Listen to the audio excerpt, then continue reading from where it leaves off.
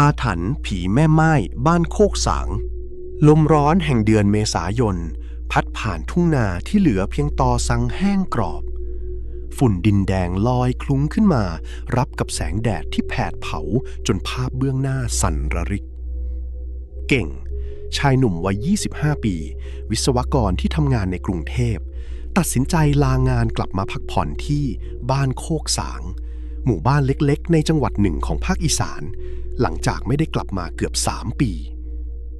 แต่สิ่งที่สะดุดตาเขาทันทีที่รถ2 แถวแล่นผ่านซุ้มประตูวัดเข้าสู่เขตหมู่บ้านไม่ใช่ความแห้งแล้งที่คุ้นเคยแต่เป็นสีแดงที่แต่งแต้มไปทั่วทุกหย่อมหญ้าอย่างผิดธรรมชาติเสื้อยืดสีแดงเสื้อเชิ้ตสีแดงหรือแม้กระทั่งเศษผ้าขาดสีแดงถูกนำมาแขวนประดับไว้ที่หน้าประตูบ้านและรั้วไม้แทบทุกหลังคาเรือนบางบ้านมีป้ายไม้แผ่นเล็กๆเขียนด้วยสีน้ำมันตัวโตโยเยว่าบ้านนี้ไม่มีผู้ชายแม่ทำไมหน้าบ้านเราถึงมีเสื้อแดงแขวนไว้ล่ะแล้วทำไมหมู่บ้านมันเงียบเชียบแบบนี้เก่งถามแม่ขณะวางกระเป๋าเดินทางลงบนแคร่ไม้ไผ่ใต้ถุนบ้านปกติเวลานี้ควรจะมีเสียงวัยรุ่นตั้งวงเปิดเพลงหรือเสียงเด็กวิ่งเล่นแต่วันนี้กลับเงียบสงัดจนได้ยินเสียงใบมะขามร่วงแม่น้อยหญิงวัยกลางคนที่มีใบหน้าอิดโรยและขอบตาคล้ำดำรีบเดินเข้ามาปิดประตูรั้วไม้ลงกลอนอย่างแน่นหนาเธอมีสีหน้าหวาดระแวงคอยชะแง้มมองออกไปนอกถนนเอ็งเพิ่งกลับมาไม่รู้เรื่องรู้ราวอะไรเดือนนี้ผู้ชายในหมู่บ้านเรากับหมู่บ้านข้างๆไหลตายไป4 คนแล้วนะลูก4 คนในรอบ2 อาทิตย์ไหลตายนะเหรอแม่ก็แค่ภาวะหัวใจล้มเหลวเฉียบพลันหมอเขาก็อธิบายกันอยู่มันเป็นความผิดปกติทางพันธุกรรมบวกกับอากาศร้อนๆพักผ่อนน้อยไงเก่งแย้งตามประสาคนเรียนมาทางสายวิทย์เขารีบหยิบสมาร์ทโฟนขึ้นมาเตรียมจะเปิดบทความทางการแพทย์ให้แม่ดูหมอก็พูดส่วนหมอตำราฝรั่งมันจะไปรู้ดีกว่าผีสางนางไม้บ้านเราได้ยังไงแม่น้อยปัดมือถือเก่งลงเสียงของเธอสั่นพร่าคนที่ไปเจอศพนะเขาบอกว่าก่อนตายพวกนั้นไม่ได้หลับไปเฉยๆแต่ละเมอร้องครวญครางเหมือนคนกำลังขาดใจเหมือนกำลังสู้กับอะไรบางอย่างแล้วไอ้ทิศแสงบ้านท้ายซอยที่โรดมาได้หวุดหวิดมันสาบานให้ฟ้าผ่าว่ามันเห็นผู้หญิงใส่ผ้าสิ้นไหมขิดหน้าขาวซีดปากแดงจัดเดินทะลุฝาบ้านเข้ามาหาแม่น้อยกลืนน้ำลายเหนียวลงคอผีแม่ไม้มันออกอาละวาดมันมาเกณฑ์เอาผู้ชายไปเป็นผัวเป็นทาสในเมืองผีพูดจบแม่น้อยก็ยัดเสื้อยืดสีแดงแปรดใส่มือลูกชายคืนนี้เอ็งต้องใส่เสื้อตัวนี้นอนแล้วเดี๋ยวแม่จะเอาสีทาเล็บมาทาให้ด้วยมันจะได้นึกว่าเอ็งเป็นผู้หญิงอย่าลบหลู่นะเก่งแม่ขอร้องเก่งโถนหายใจยาวเขายอมรับเสื้อมาเพื่อตัดรำคาญและเพื่อความสบายใจของแม่แต่ในใจลึกๆเขามองว่ามันเป็นเพียงอุปาทานหมู่ที่เกิดจากความกลัวความตายที่ชาวบ้านหาคำอธิบายไม่ได้คืนแรกของการกลับบ้านอากาศร้อนอบอ้าวแม้จะเปิดพัดลมเบอร์แรงสุดจนมอเตอร์ดังหึ่งเสียงหมาหอนรับกันเป็นทอดๆจากท้ายหมู่บ้านดังแว่วมาตามลมมันไม่ใช่การเห่าหอนธรรมดา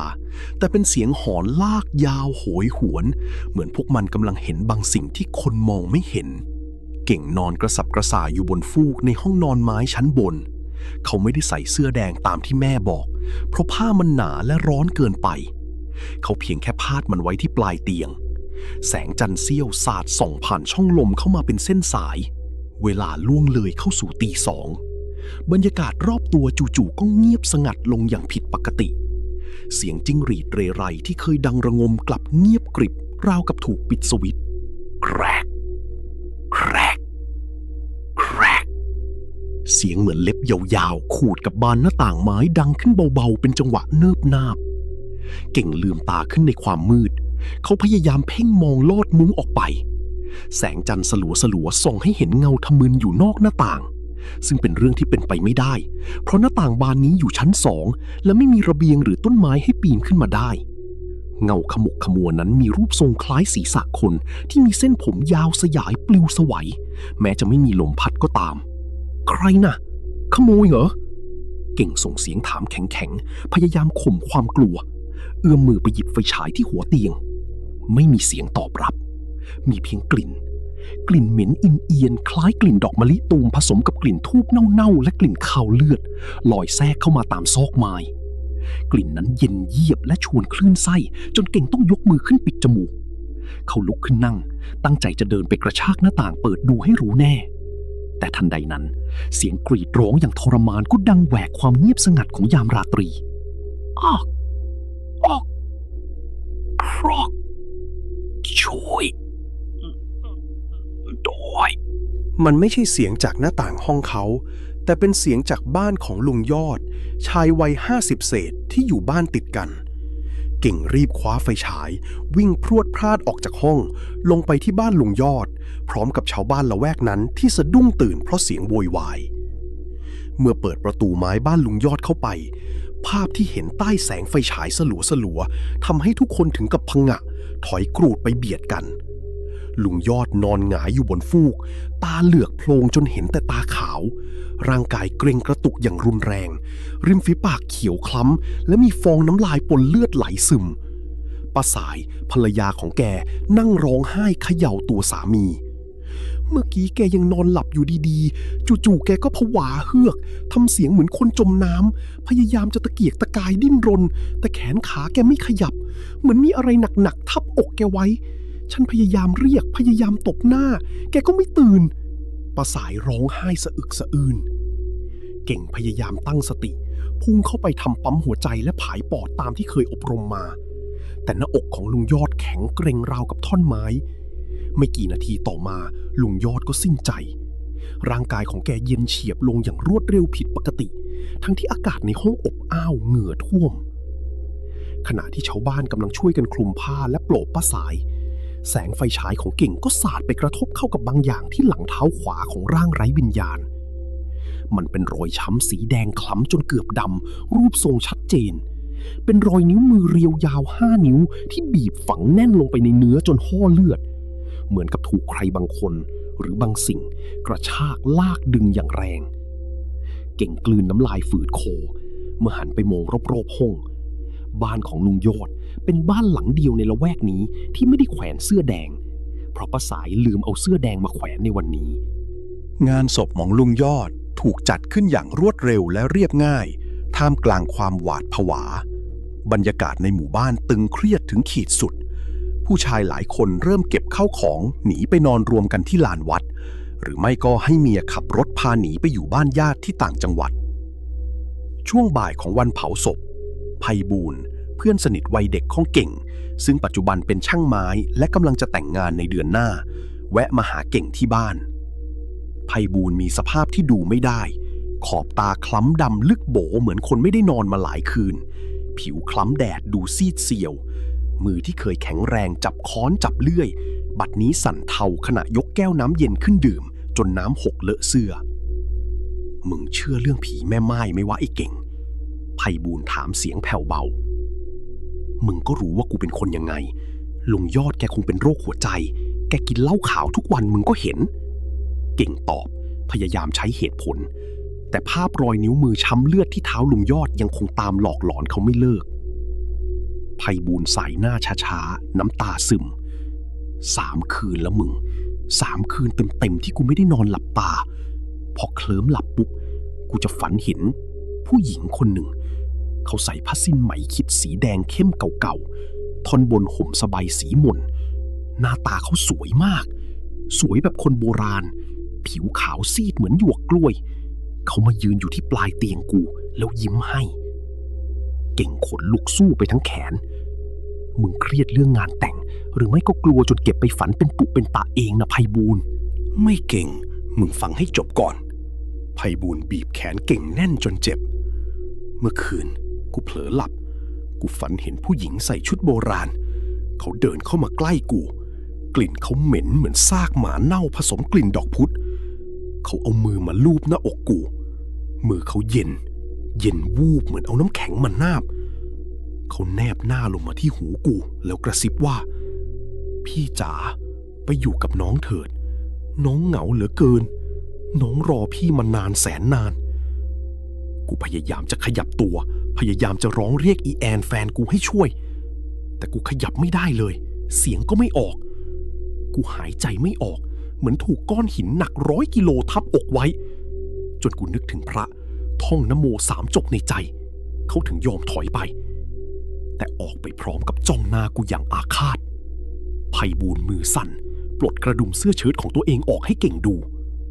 ที่รองอกกำยำของไพบูลย์มีรอยแดงช้ำเป็นทางยาว4 เส้นเหมือนถูกเล็บคมๆกรีดลงบนผิวหนังจนเลือดซิบกูว่าคืนนี้กูจะไม่รอดว่ะเก่งเขาบอกกูว่าคืนนี้กูจะมารับมึงไปอยู่ด้วยให้ได้เก่งใจหายวาบ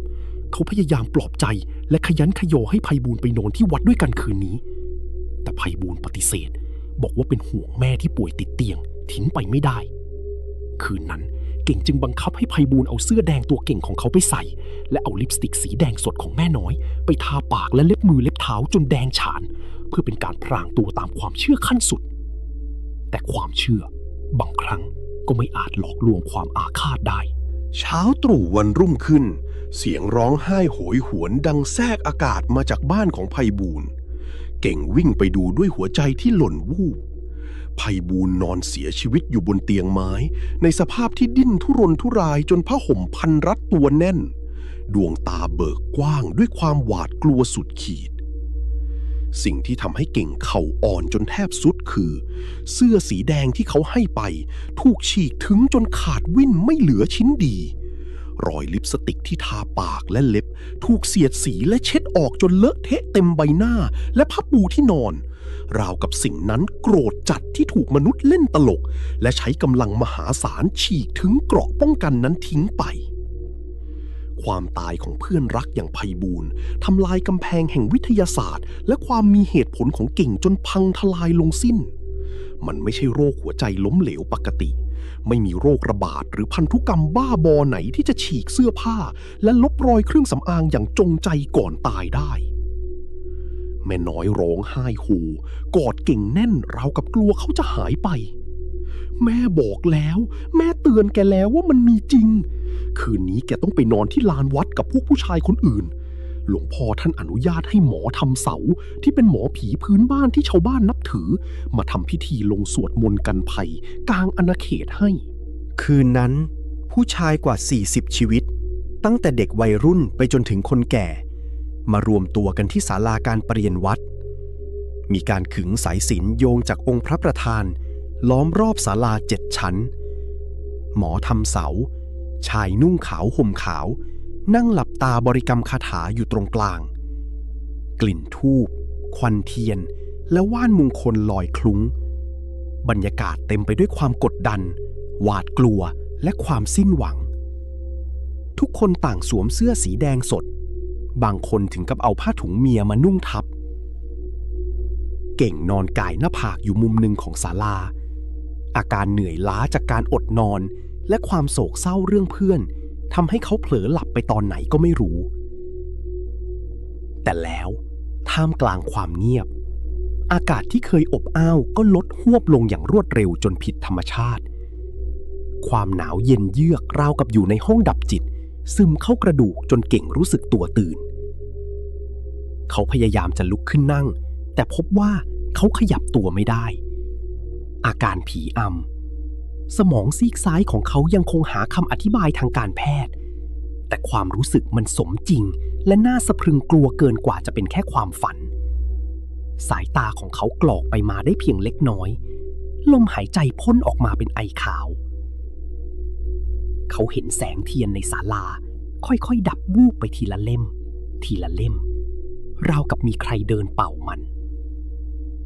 ชาวบ้านคนอื่นๆที่นอนอยู่รอบๆหลับสนิทราวกับถูกมนต์สะกดบางคนเริ่มมีอาการกระตุกเบาๆบางคนละเมอพึมพำเสียงสั่นพร่าว่าไม่ไปปล่อยข้า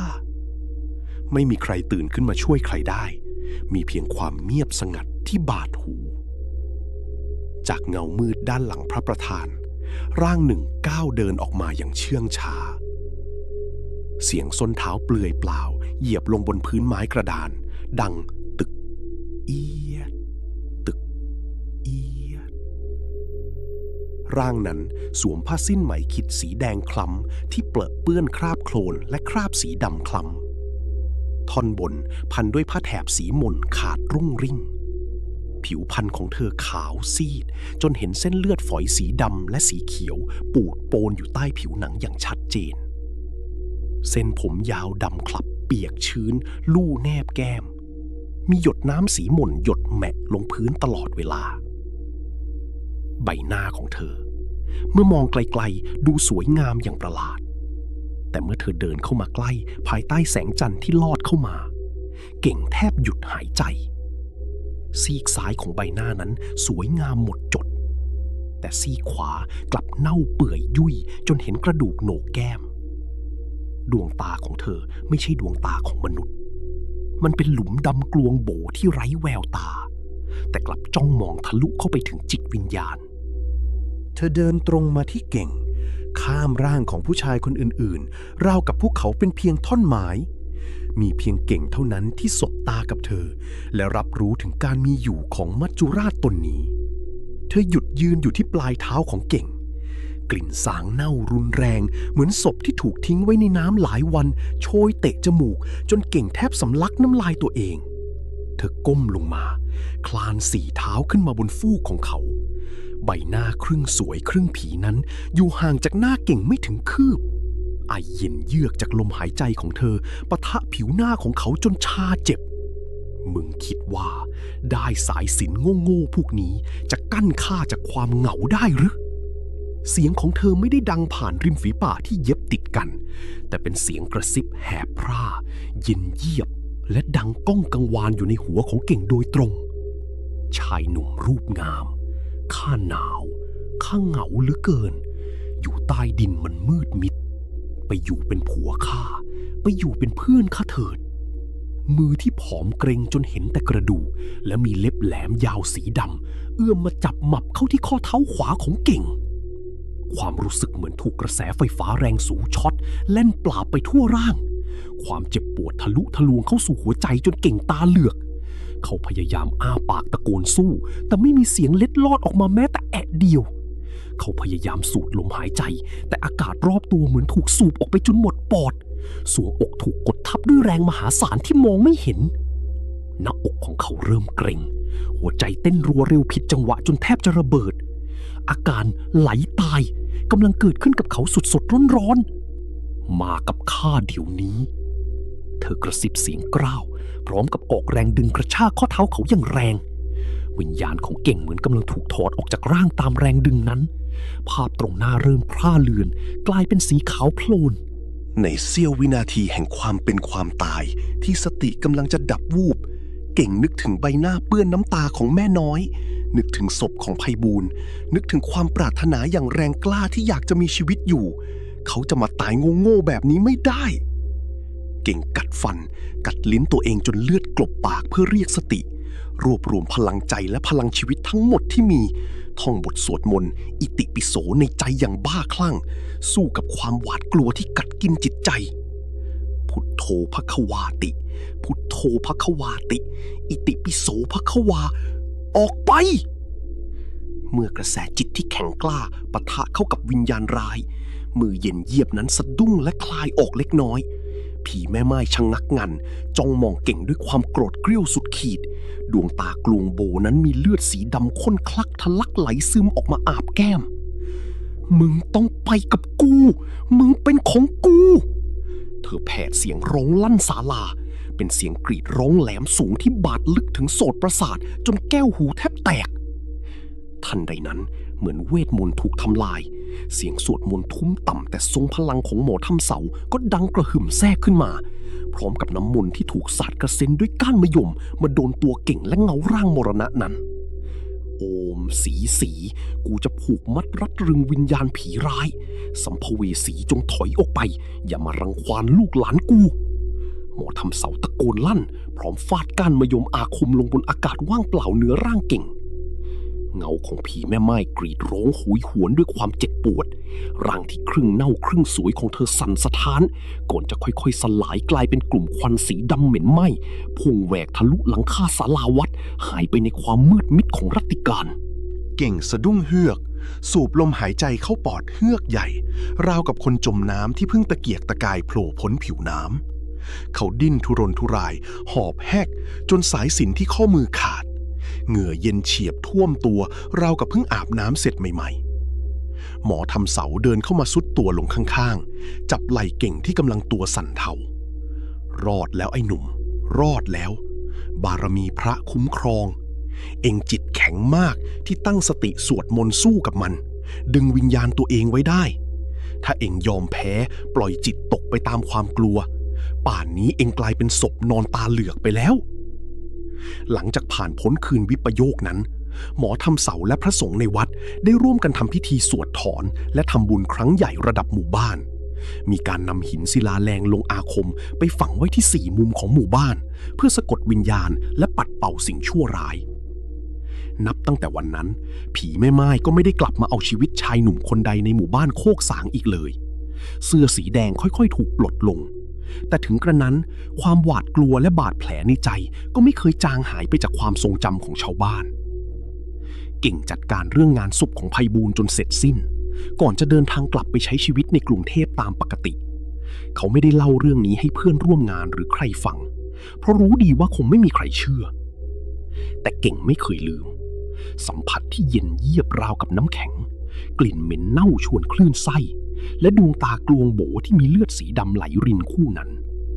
ทุกครั้งที่เขานอนหลับและรู้สึกตัวตื่นขึ้นมากลางดึกความหวาดผวาระคนระแวงจะเล่นริ้วขึ้นมาจับขั้วหัวใจเสมอเขาติดนิสัยต้องคอยขยับปลายนิ้วมือหรือนิ้วเท้าเพื่อเช็คให้แน่ใจว่าตัวเองไม่ได้ถูกผีอำหรือกำลังถูกใครดึงวิญญาณไปแม้โลกจะหมุนไปข้างหน้าอย่างรวดเร็ววิทยาศาสตร์และการแพทย์จะก้าวไกลเพียงใดสามารถอธิบายสาเหตุการตายเหล่านั้นด้วยคำว่าภาวะหัวใจเต้นผิดจังหวะแต่สำหรับเก่งลุงยอดไพบูลย์และคนที่รอดชีวิตมาได้พวกเขารู้ดีที่สุดว่าในเงามืดมิดของคืนเดือนดับในดินแดนชนบทที่ความเชื่อและตำนานยังคงมีลมหายใจฝังรากลึกบางสิ่งก็ไม่ได้ต้องการคำอธิบายทางการแพทย์ที่สวยหรูมันไม่ได้สนใจหลักการทางวิทยาศาสตร์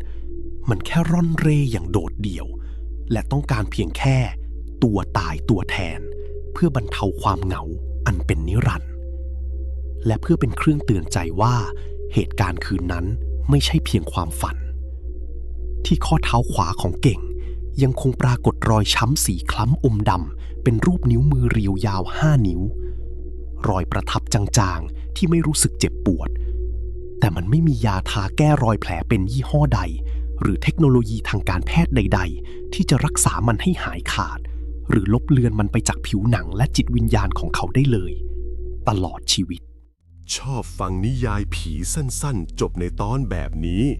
อย่าลืมกดไลค์กดแชร์กดติดตามเป็นกำลังใจให้คนเล่าด้วยนะครับ